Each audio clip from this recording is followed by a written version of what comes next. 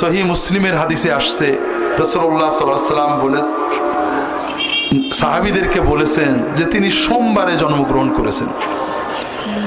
কানা রাসূলুল্লাহ সাল্লাল্লাহু আলাইহি ওয়াসাল্লাম ইয়াসুমু ইয়াউমাল ইসনাইন ফাসুইলা আনহু ফাকাল যাকা ইয়াউমু উলিদতু ফীহি ওয়া যাকা ইয়াউমু বুইসা ইলাইয়া। রাসূলুল্লাহ সাল্লাল্লাহু আলাইহি ওয়াসাল্লাম সোমবারে রোজা রাখতেন। সাহাবায়ে কেরাম প্রশ্ন করলেন, ইয়া রাসূলুল্লাহ, আপনি সোমবারে রোজা রাখেন, এর হিকমত কি, কারণ কি? তিনি বললেন, এই সোমবারে আমার জন্ম হয়েছে এবং সোমবারে আমি নবুয়ত পেয়েছি, তাই সোমবারে রোজা রাখি। হাজরিন, এই হাদিস থেকে আমরা কি বুঝলাম? সোমবারে রোজা রাখা কি সুন্নাত। রাসূলুল্লাহ সাল্লাল্লাহু আলাইহি ওয়াসাল্লামের মিলাদ, জন্ম এর আনন্দ প্রকাশ, শুকরিয়া জানানোর সুন্নত পদ্ধতি হলো সোমবারে রোজা রাখা। এই হাদিসটা জানার পরে আমাদের ভিতরে তিন ধরনের প্রতিক্রিয়া হতে পারে।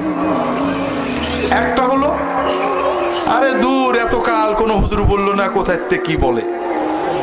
এই প্রতিক্রিয়া হলে আপনি ঠকে গেলেন। আর একটা প্রতিক্রিয়া হলো, কোনোদিন তো শুনিনি রাসূলুল্লাহ সাল্লাম সোমবারে রোজা রাখতেন, সোমবারের রোজাই তার জন্মর কৃতজ্ঞতার, শুকরিয়ার সুন্নত পদ্ধতি। এই হুজুর বলল, আচ্ছা আমি আরো দু একজন হুজুরের কাছে জিজ্ঞাসা করে দেখি, আমি আরো দু একজন আলেমের কাছে জিজ্ঞাসা করি, অথবা আমি ইন্টারনেটে সার্চ করি সত্যই মুসলিম শরীফে হাদিসটা আছে কিনা। যদি থাকে তাহলে অবশ্যই আমি নবীর এই সুন্নত পালন করব। কথা কি বুঝতে পেরেছেন? এই প্রতিক্রিয়া ভালো।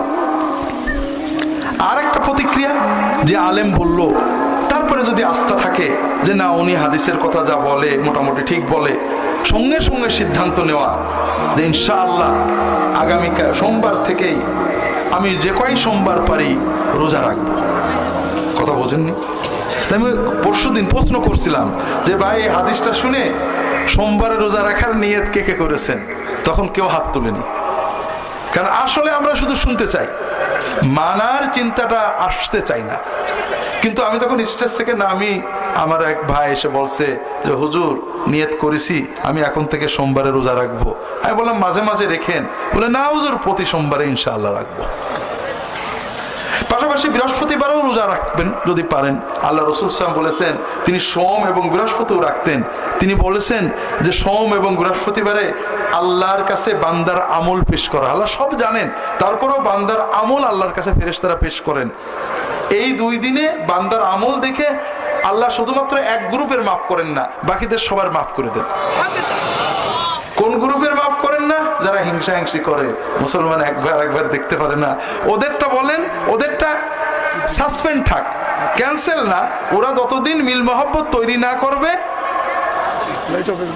যতদিন মিল মহব্বত তৈরি না করবে, ততদিন ওরা সাধারণ ক্ষমা পাবে না। কথা কি বুঝতে পারছেন? তা ভাইরা, এটা আমার উদ্দেশ্য না। উদ্দেশ্য হলো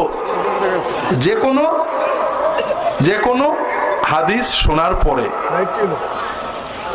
আমরা চেষ্টা করব, জীবনে অনেক না পারি দুই একবার অন্তত রাসূলুল্লাহ সাল্লাল্লাহু আলাইহি ওয়াসাল্লামের সুন্নতটা পালন করব, ঠিক না ভাই?